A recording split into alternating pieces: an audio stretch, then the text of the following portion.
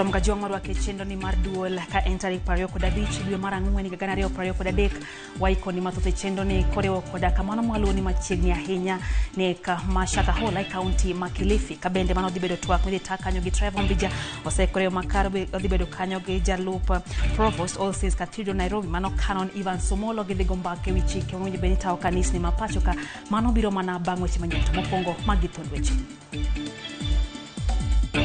Kwan ji ma chich ni osetho nikech din mar Paul Mackenzie ochopo prochiko bang' ringre mamoko 17 gole liete kawuono. We must review and ask ourselves if anybody, anywhere, anyhow can preach anything. Jatend migao mararita Kithure Kindiki koro singo ne chike idhiridi motegno matayo kanise mapachoka. Jokor chal mar lwasi oyango ni koth mapek dhi chwe jumani e Kenya mangima. Kasani oula pod medo hinyo gwenge mag imbo mar piny Kenya.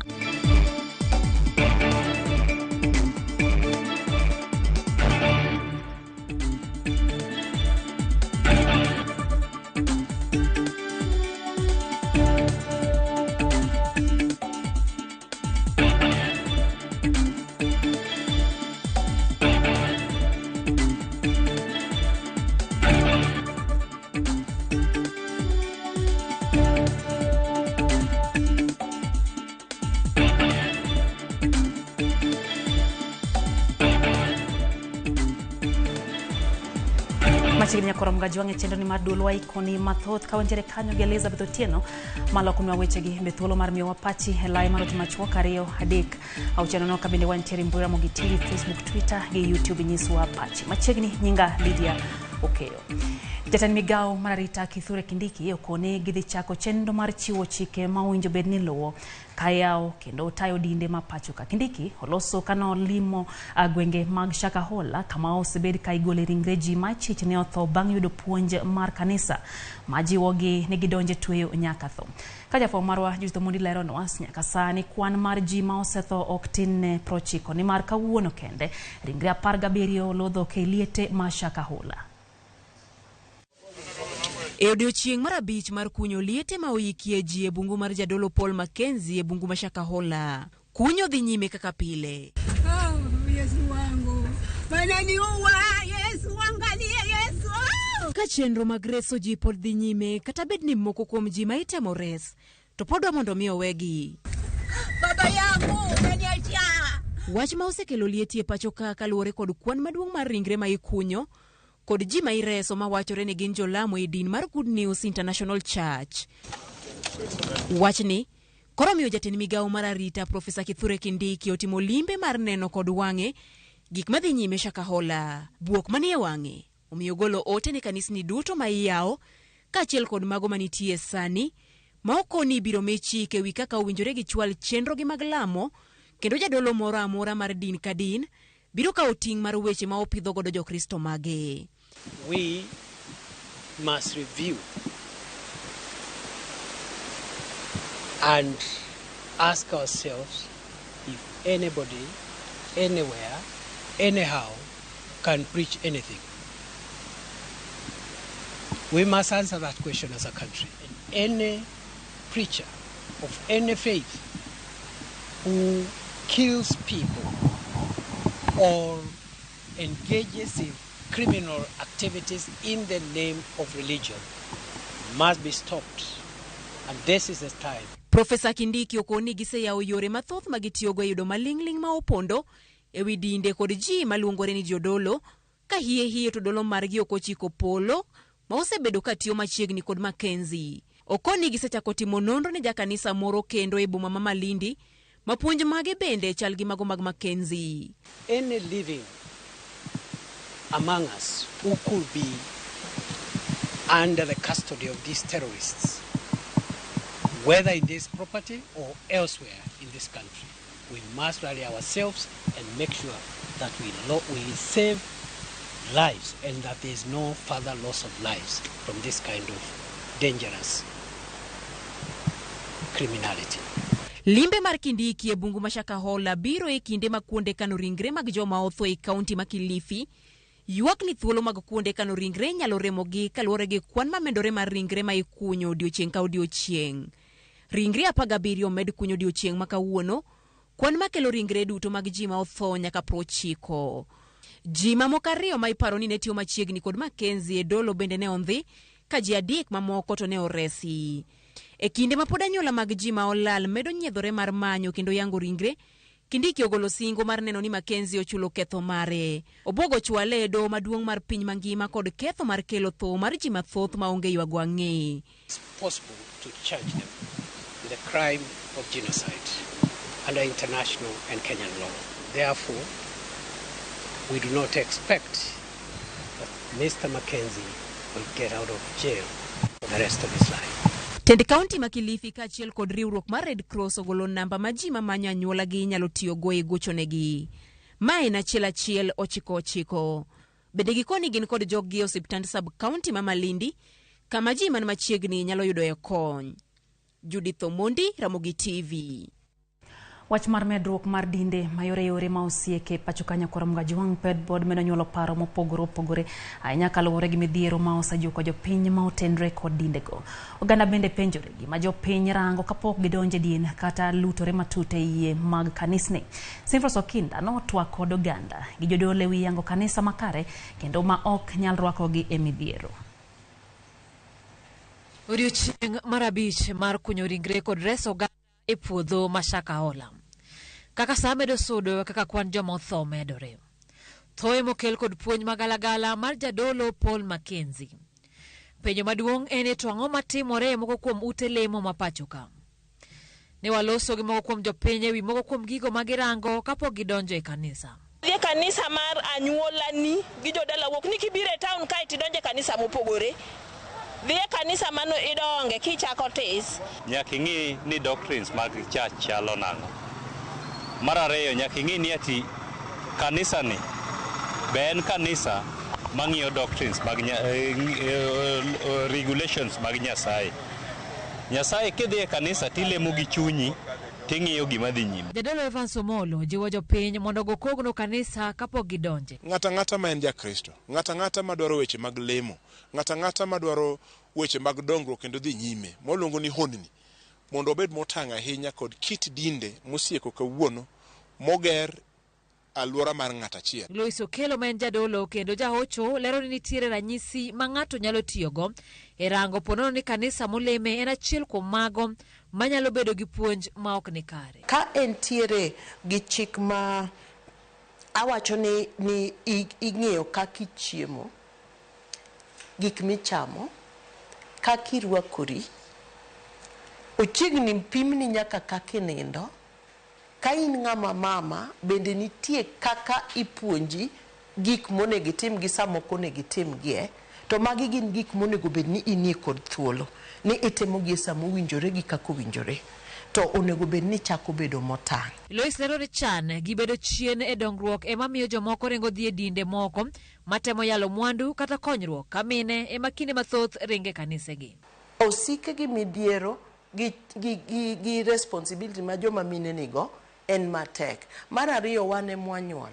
Inwang'o ni gweng' kata yudo ng'at manigi nyalo manyalo kata golo $20,000 to otimo go gimoro ne jogweng'. Ing'e ni ok yot ahinya. Emomiyo ka wayudo ng'ama dwa kelonwa ngima mayot to owacho ni en Mombasa, tibiro yudo ka jaluo biro dhi, obiro go tuoro, obiro uso maka, otongo yien to go maka, to onwang'o pesa $1,000 modwa idho go bas mondo dhi Mombasa kucho. To kanisa maber chalo nade? Ang'o ma piny owacho onego tim e konyo reso oganda kuom jodolo mowuok oko mar chamo chuny rombe? Maberie chutho ni inwang'o koketo mahino e wach mar familia gi wach mar ngimani kaka bedo maber, tae iyudo ki igo atwa. Koket chik ni nitie kiwango manyaka ichopie, gi higa manyaka ichopie, gi jok manyaka ibedgo, gi structure system manyaka ibedgo. Nyakoromogi ma en thuolo mari mar goyo kogno kanisa mileme.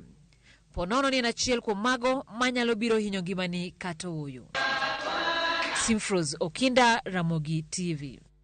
Kora mgajwang kwake otenge mago mag dinde parni mane madhibedo thoro mar wache twak mar duol mabiro mana bang' weche manyien be thuolo mar miyo wapachi chenro makamak ndewi wachno kabele korang'yo mago mag siasa odiochieng' mokwongo mar lalruok e kind Kenya Kwanza kod Azimio la Umoja One Kenya Alliance chalo makoro lwar Luanda bang' kweth ariyo gore mchope winjruok mar kaka winjore tatwak chuno kwethgo mondo koro gidog kuotho kod tende ruogego mondo mi omigi ler ewi pek mar weche makelo pogruok. Walter Nyambaga miyo mathoth.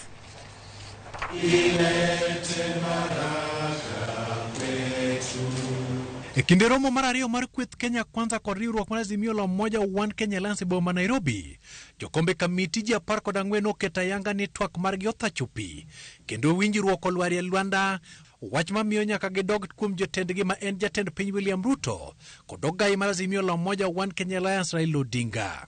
We've hit a stalemate and we've suspended these talks until such time as there might be consensus along the lines reached or the position changes. But the talks are not they are not suspended per se, they are just adjourned. Honorable Otiende Amolo, the co-chair of the Azimio coalition, and myself to meet His Excellency the President, William Samoei Ruto, as an appointing authority, and also meet the former Prime Minister, the Right Honorable Raila Odinga, as a co-principal and appointing authority, so that we can give them a report. Gigo mosebedo badho network okelo kanyakla nyono ja od bura ma Eldas Aden Kainan mar duond bura mar Jubilee kanyakla mar Kenya Kwanza kod ja od bura ma Poko David Kosing manie kweth Azimio e kata odoko ni duond buche mar Kenya Union Party to siro Kenya Kwanza. The position stated by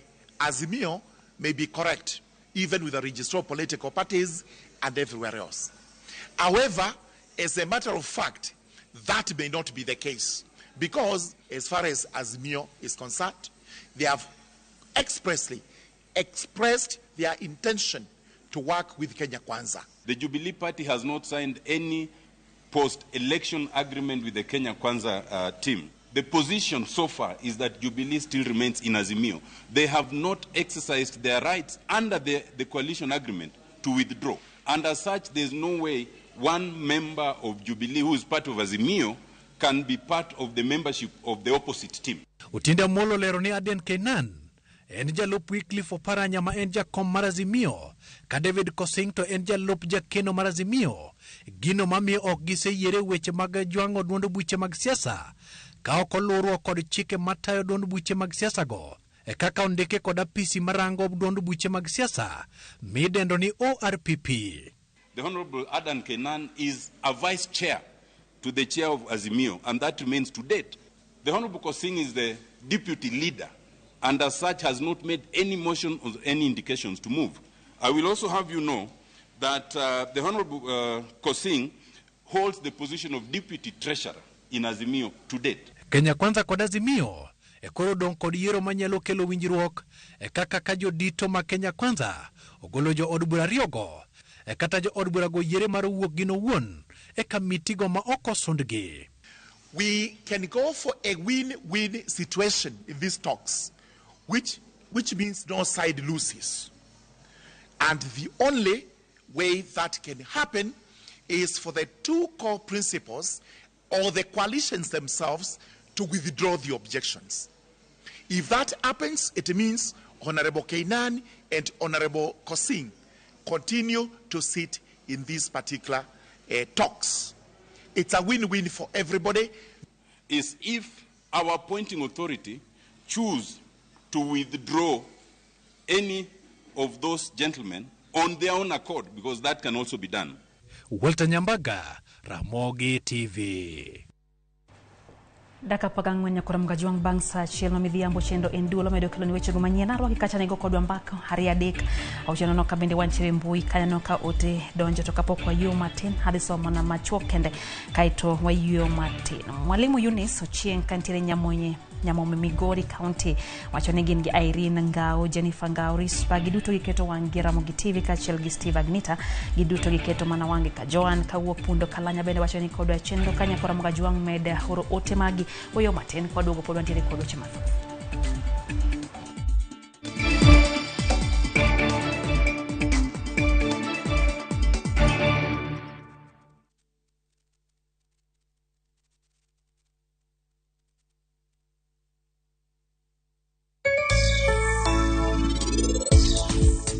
Amina weds Samar, and Bani weds Munna.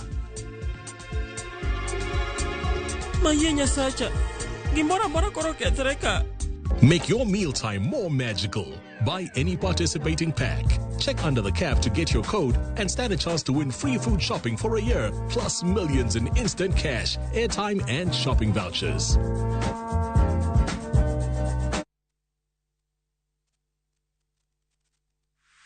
Is bad breath getting in your way? FreshMed mouthwash is formulated with fluoride and essential oils designed to fight bacteria that causes bad breath and tooth decay, working to give you a stronger enamel, fresher breath, and healthier gums. For better oral hygiene, try FreshMed today. Available in ice mint and spearmint flavors in all outlets near you. From Tropical Brands.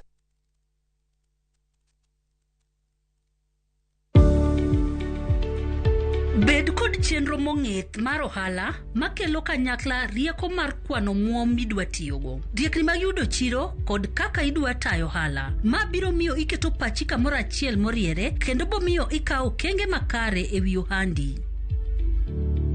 As a woman in business, let KCB fire up your female-led and made enterprise, KCB Flame. To find out more, call 0711-087-000 and visit us at any KCB branch countrywide. Ne wapenjo mine mapacho kai mondo nyiswa gino magirango e mo mar lotion. Kawuono wadwa pimo kind mo mar lotion manengone ni malo kod mano manengone ogonyore. Ang'o momiyo ichulo omenda mang'eny? Nyiew Nice and Lovely Body Lotion en yiero makare kendo madeo fuki. Oyomo pien del, ober kendo ibiro here. Yier lotion namba 1 e Kenya kai. Jijenge na shilingi 1500 guaranteed kila wiki kwa kucheza Kaende Jackpot. Shiriki kwa kutumia 50 bob pekee, cheza na Autopic kwa kutuma neno KJP kwa 29063. Not for persons under the age of 18. BCLB number 416.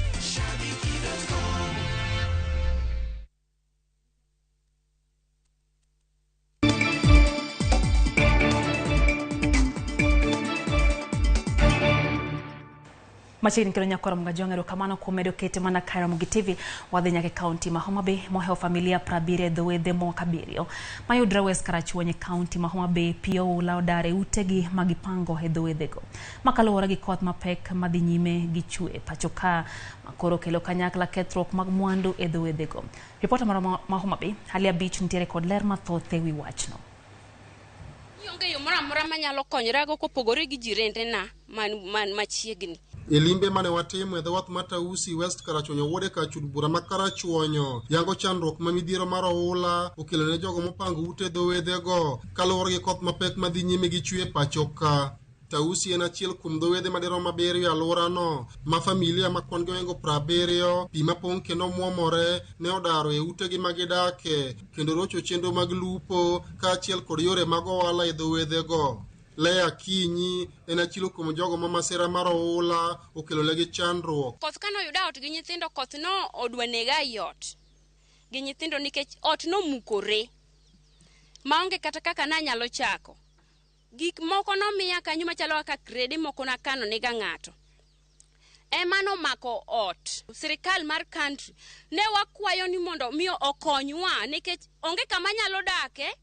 Gik moko no dhi nam nyaka gik ma nyithindo nindo no dhi nam. Nyaka onget mane nyathi umorego no dhi nam. Familia go bende sani odong' nono bang' mwandugi mag udi. Pi oula ne oywero nyaka nam Lolwe tok ka utegi magidake ne pi omuomo kendo sani koro chunogi mondo gimany kar jotir wedegi. Nayudo ka gik moko dhi nam omuomo nyaka kor ot. Magi kombe na gere pi omodho. Oda bende osienyre gi kona moro momukre kadhi piny. Koro adwaro mondo ayude konyruok mar kaka nyalo chunge. Naloko and michele kanyo bende adake. Michele odhi nam, oganda, olayo, ngano bende an godo odhi te nyaka mogo machamo. Adong gi chandruok gi nyithindo, alamo mana nindo dayo moro miya jikon na ninde. Koro sana kwayo sirikal koyie, okonywa kata yo man kani. Oloso mondo ula no baro dhi e nam. Jolupo bende ywago chandruok maduong' ma oula okelo negi e dhowedhe makono gino makoro rocho chenro mag lupo e dhowedhego. Sani koro alalo bandani gik mancho an ge bandani mancha jolupo oseloso mondo gibed gi gigegi mago te piu ka odhi go nam. Yiethgi moko kata kigo picha kadibu no ka yiethgi moko be moko dhi. Moko no manya nyoro. Jakom dho wedhe ma West Karachuonyo Ward Samuel Osendo wacho ni dho wedhe makono yudo lal maduong' kaluwore gi masira mar oula ka gikwayo sirkand kaunti kaachiel kod migepe mamoko mondo yie okonygi. Balarawi ne pi opong'o udi ma joma ne kanyo no odhi onindo mane fish banda ka kama ginyalo ninde onge na gidhi gi nyithindo ka biro doho udi madhi udi 60 pi oketho kendo jogo bende ne okoso kuonde nindo. Kibiro Kodero ne pi oula mara ng'ongo moa goduma nomuomore malach mokawo ng'ata achiel monego. Wainyore e ridruok mar pigni. Wakwayo sirkal mar kaunti ni mondo konywa ong'iwa. Dho wath Matausi ka en achiel kuom dho wedhe mathoth e West Karachuonyo Ward ma pi mapong' kendo muomore okelo chandruok mapek ne jolupo kaachiel kod jogo modak e dho wedhe gi eki. Kwayo margi maduong' ne migepe mag sirkal mondo owuog oko okonygi e chandruok ma sani koro gikale bang' pi mapek kendo muomore kelonegi chandruok e dho wedhe makoni. Ali Abich, Ramogi TV, Homa Bay.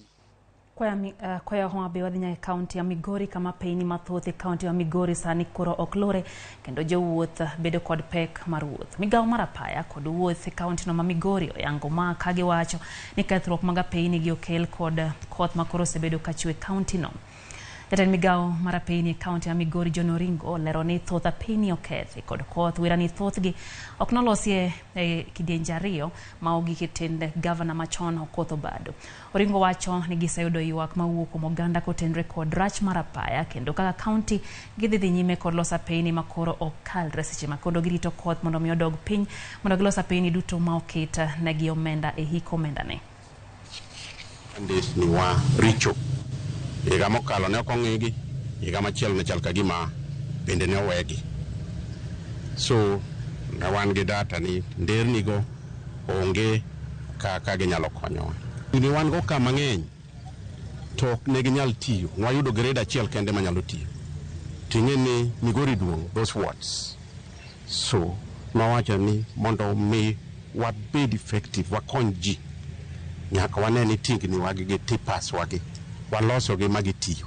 E higani mar omenda ni wadhi loso about 90 roads ma wadhi loso to gi bridges gi culverts ma romo 15 kama. Ka wang'ado komachielo nyakora Ramogi chenro dhi nyime mar kojo Kenya pacho ka kowuok e piny Sudan kama lwenyo osebedo ka dhi e nyime. Otieno ma piny orugo kawuono jopuonjre 39 ne ochopo e pacho ka bang' ka nyoresgi e bomano ma Khartoum kama lwenyo chwe chieng'. Jopuonjrego gin mag mbalariany ma International University of Africa ka bende jopuonjrego ne oting' gi ndege mar jolweny ma Kenya kuok e paw ndeke ma Paloich mantiere milambo mar Sudan. Jatend migawo mar arita Aiden Duale manoromo ne jopuonjrego kotene gi jotelo moko mag piny owacho. Jo-Kenya moko pod igeno ni biro medo chopo e pacho kaka imedo sombgi kowuok e pinyno masani kweth ariyo mar jolweny omok e dhaw.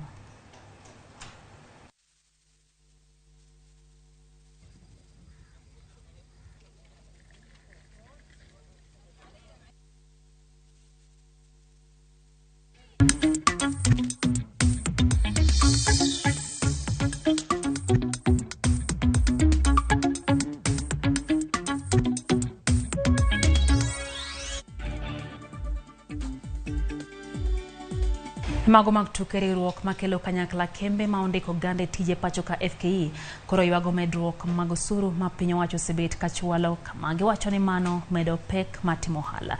Jaratije mag FKE Jacqueline Mugo wacho ni lwasi mar ohala sani osemedo kethore nikech pek mar osuru ma imedo kinde ka kinde. Concern is that the government needs to broaden the tax base to avoid overtaxing businesses, and we also know that there are very many new taxes and levies which are being introduced to support the bottom-up economic development plan, which we support as a federation. Our concern is that businesses are struggling. The 3% deduction, I think at this point the target are the public servants. When the idea of affordable housing was introduced, the Federation supported the idea, but financing it has been something that we would want to engage better on.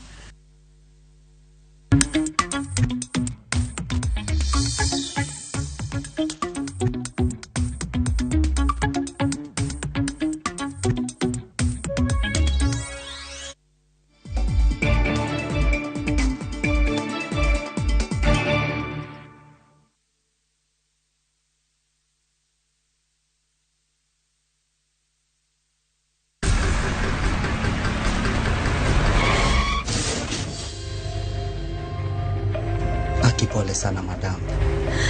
Usijali. Wacha wasiwasi. Jana ni nini mbaya? Unaangusha hadi customer bana. Kuendesha bike bana. Nimemwambia atulie. Atulie aje amumia. Niko na bima boda. Bima boda. Bima boda inaketa kila kitu. Aje sasa. Bills zote za hosi ziko catered for. Chukua simu yako. Una dial *487#, choose insurance. Alafu na select hapo bima boda, fuata hizi instructions zote. Once you pay unapata that party sticker yako instant. Kain gyokumba mar boda boda mari. Kata kama sira ujuki, one kodi. Kiki baji goi, bang masira. Yudo kumba mar bima boda, ne boda boda ni kawuono. E nengo moyueyo mar shillings 100 kende. D*487*4#. Mondo mi yud bima boda.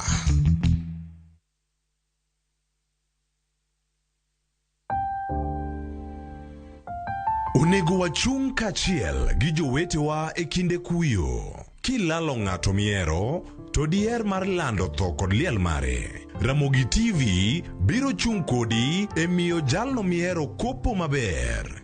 Inyalo gocho e namba 011-99-22-773 kata 078-40-380-20. Be inyalo oro ote e email obituaries@royalmedia.co.ke.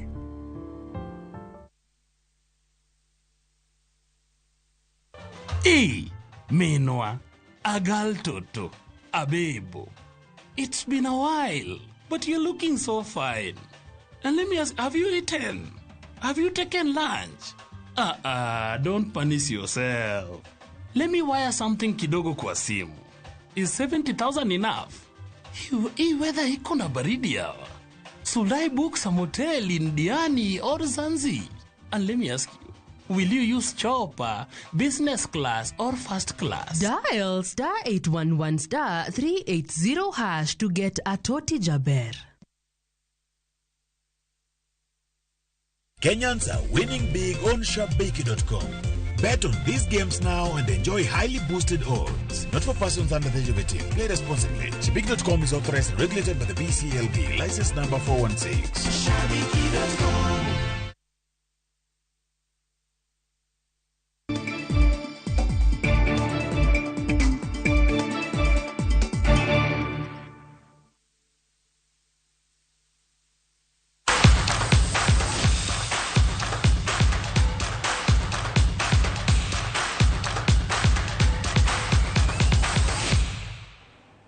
Kuram gajonjo lo chigamo kalo kaya tiwi Dr. Agri kachiel gi St. Anthony Kitale matugo tuke mag hockey no chako tuke mag skunde sekondari gi loche tuke mai Bage County mo Uasin Gishu. James Opondo nigiler mathoth. Tuke mag sikunde sekondar tama mokwongo no chakore ayanga e sikund sekondar ma Hill Girls boma ma Eldoret County ma Uasin Gishu. Tuke mag okapu e kidieny mar yowuoyi tim sekondar mar Dr. Agri magin joloch higa mokalo nolo sikunde sekondar ma onjiko points 60 kuom 53. Laser Hill mawuok hoho mar Okako omako thuolo mokwongo e pool B. E pool mar A tim sekondar ma Lukenya omako thuolo mokwongo bang' aloyo tim sekondar ma Thika points 72 kuom 36. E kidieny mar Wakeni joloch higa mokalo kaya Tiwi omako thuolo mokwongo e chung' mar timbe e pool A bang' aloyo tim sekondar ma Honorable DM Amin points 122 kuom 0. Winning against Onjiko is a big bonus for us as we march on to play Laser Hill and the team from Northeastern before we qualify for the semi-finals. E tuke mag rugby jotugo 7 koni gi koni tim mar All Saints noloyo Mangu points 22 kuom 6 ka tim mar Ofafa Jericho mawuok e county ma Nairobi noloyo St Patrick's points 19 kuom 11. E pool mar B team sekondar ma St Anthony noloyo Kisii High points 8 kuom 6. Game ya leo imekuwa good, although tulianza bet low kidogo. Tume come back in second half and ndio tries imeanza ku come in na boys ndio wamesettle into the game. Mangu was not an easy team. They were a bit heavier than us, but we have managed. The boys were up to the task. Team sekondar ma St Anthony Kitale magin joloch higa mokalo e tuke mag hockey noloyo team sekondar ma Meru gonde 2-0 e pool A. Team sekondar ma Maseno mawuok e Nyanza nowuok 0-0 gi team mar Nairobi School. Gima duong' ni wabiro ka mondo wakaw kombe ni. Koro wa plan ni game makiny nyaka walo, ochuno nyaka walo. Mano wadhi dok e drawing board godhiambo ang' wadhi timo basics mano gimomiyo nok wawin kawuono. Sikunde mawuok hoho marokako bedo kod odiochieng' maber tukegi mag sikunde sekondar odiochieng' mokwongo mibage sikunde nyiri ma Hill Girls mayudre e boma ma Eldoret. Odiochieng' makiny igeno ni tuke mag ng'wech mag nyithindo mani bwo higni 20 bende brodhi nyime e sikunde nyiri ma Moi Girls. James Opondo, Ramogi TV, Eldoret.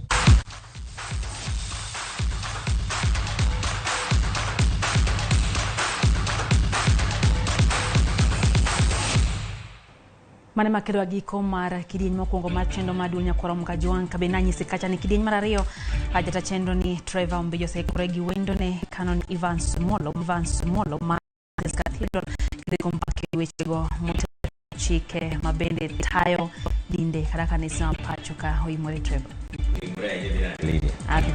Yene dinde magala gi tinde dhi matek to seche moko kanyo bane no ka kumbe moko kadhe iri kanya paro ni nyalo chamo moro tapane we. Chako yalo injili magalagala.